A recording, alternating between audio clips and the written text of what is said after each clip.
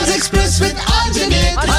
Unedited RJ Netra ಜೊತೆ radio ಸಿಟಿಯಲ್ಲಿ ನಾನ್ ನೇತ್ರ ಆ ಸಂದರ್ಭದೊಂದಿಗೆ ವಿವರಿಸಿ. ನೀವು ಕೇಳ್ತಾ ಇದ್ದೀರಾ ಮನದ ಕಡಲು ನಿರ್ದೇಶಕರಾದ ಯೋಗರಾಜ್ ಭಟ್ ಅವರ ಮನದಾಳದ ಮಾತುಗಳು. RJ ನೇತ್ರ ಜೊತೆ ಸ್ಟಾರ್ಸ್ ಎಕ್ಸ್ಪ್ರೆಸ್ ಅನ್ಎಡಿಟೆಡ್. ಈಗ ತುಂಬಾ ಜನ ಕೇಳಕ್ ಶುರು ಮಾಡಿದ್ರು ರಿಲೀಸಸ್ ಸರ್ ಮೊಬೈಲ್ಗೆ ಯಾವಾಗ ಬರುತ್ತೆ ಸರ್ ಅಂತ. OTT ಅನ್ನಕ್ಕೆ ಬರಲ್ಲ ಸುಮಾರು ಜನಕ್ಕೆ. ಮೊಬೈಲ್ ಯಾವಾಗ ಬರುತ್ತೆ ಅಂತ. ಯಾಕೆ ಅಂದ್ರೆ ನಾನು ಇದು ಹೆಂಗೆ ಇಷ್ಟು ಬೋಲ್ಡ್ ಆಗಿ ಕೇಳ್ತಾನೆ ಇವನು ಅಂದ್ರೆ ಅದು OTT. ಅಲ್ಲಿ ಸಬ್ಸ್ಕ್ರೈಬರ್ ಆಗಿದ್ದಾನ ಅವನು. ಅವನದೇನು ತಪ್ಪು, ಕಟ್ಟೋದಿಲ್ವ ಅವನಲ್ಲಿ ದುಡ್ಡು? ನಾನು ಅಲ್ಲಿ ನೋಡ್ಕೋತೀನಿ, ಅವನಿಗೆ ಟೈಮ್ ಇಲ್ಲಪ್ಪ ಥಿಯೇಟ್ರಿಗೆ ಬರೋಕ್ಕೆ, ನಾನು ಅಲ್ಲಿ ನೋಡ್ಕೋತೀನಿ ಅಂತ. ಇನ್ಫ್ಯಾಕ್ಟ್ ತುಂಬಾ ಇಂಟ್ರೆಸ್ಟಿಂಗ್ ಟೇಕ್ ಇದು. ಹೀಗೆ one of the OTT joints ಅವರು ಜನರಲಿ ಕಮಿಷನ್ ಮಾಡುವಾಗ ಇಂಥ ಪ್ರಾಜೆಕ್ಟ್ ತಗೋಬೇಕಾದ್ರೆ ಅವ್ರ ಬ್ರೀಫ್ ಇತ್ತೀಚೆಗೆ ಏನು ಮಾಡ್ತಾರಂತೆ ಅಂದರೆ ಈಗ ಲೈಟ್ ಹಾರ್ಟೆಡ್ ಸೀರೀಸ್ ಅಥವಾ ಲೈಟ್ ಹಾರ್ಟೆಡ್ ಮೂವಿ ಏನಾದರೂ ತಗೋಬೇಕಾದ್ರೆ is it second screen friendly ಅಂತ ಚೆಕ್ ಮಾಡ್ತಾರಂತೆ. ಅಂದರೆ ಕೈಯಲ್ಲಿ ಅಲ್ಲೂ ನೋಡ್ತಾ ಕೈಯಲ್ಲಿ ಇದೂ ನೋಡ್ತಾ ನೋಡುವಂಥ ಘಟನೆಗಳು ತುಂಬ ಇದೆ. ಅಲ್ಲೂ ನೋಡ್ತಾ ಇರ್ತೀವಿ, ಏನೋ ಇಲ್ಲಿ ಗ್ಯಾಪಲ್ಲಿ ಫೋನಲ್ಲಿ ರೀಲ್ಸ್ ಸ್ಕ್ರೋಲ್ ಮಾಡ್ತಿರ್ತೀವಿ. ಸೊ ಇದನ್ನು ನೋಡ್ತಾ ನನಗೆ ಅದನ್ನ ನೋಡೋಕೆ ಅರ್ಥ ಆಗುತ್ತಾ? Then it is second screen friendly ಅಂತೆ ಆ ಮೂವಿ ಅಥವಾ ಆ ಸೀರೀಸು. ತುಂಬ ಸೀರಿಯಸ್ ಆಗಿದ್ರೆ this is not second screen friendly, ತುಂಬ ಸೀರಿಯಸ್ ಆಗಿ ನೋಡಬೇಕು. ಇದು ಎಷ್ಟು ಜನ ಒಪ್ಕೋತಾರೆ ನಮಗೆ ಗೊತ್ತಿಲ್ಲ. ಈ ಥರ ಎಲ್ಲ ಹೊಸ ಟರ್ಮ್ಸ್ ಬಂದ್ಬಿಟ್ಟಿದೆ.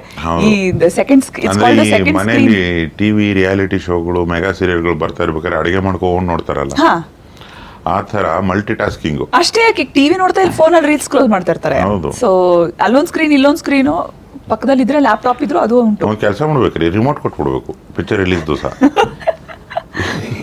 ಪಾಸ್ ಮಾಡ್ಕೊಂಡು ನೋಡ್ಕೊಳ್ಳಿ ಇರ್ತಾರೆ, ರಿವೈಂಡ್ ಮಾಡ್ಕೊಂಡು ಫಾರ್ವರ್ಡ್ ಮಾಡ್ಕೊಂಡು. ಇಲ್ಲ 5 ನಿಮಿಷಕ್ಕೆ ನಾವೇ ಒಂದು ಗ್ಯಾಪ್ ಕೊಡ್ಬೇಕು.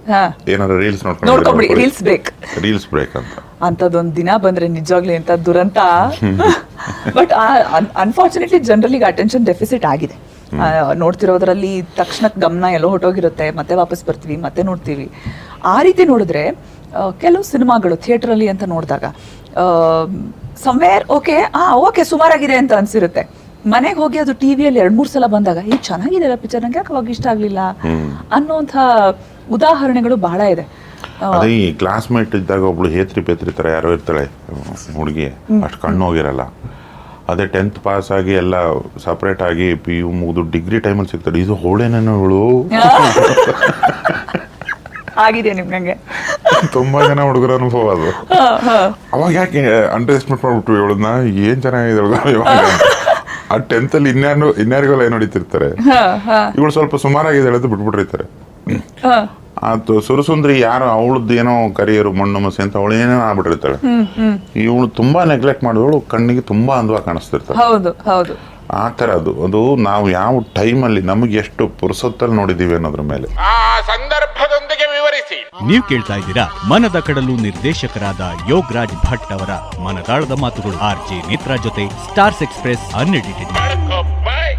Stars Express with RJ Netra. Unedited RJ Netra ಜೊತೆ ರೇಡಿಯೋ ಸಿಟಿಯಲ್ಲಿ ನಾನ್ ನೇತ್ರ.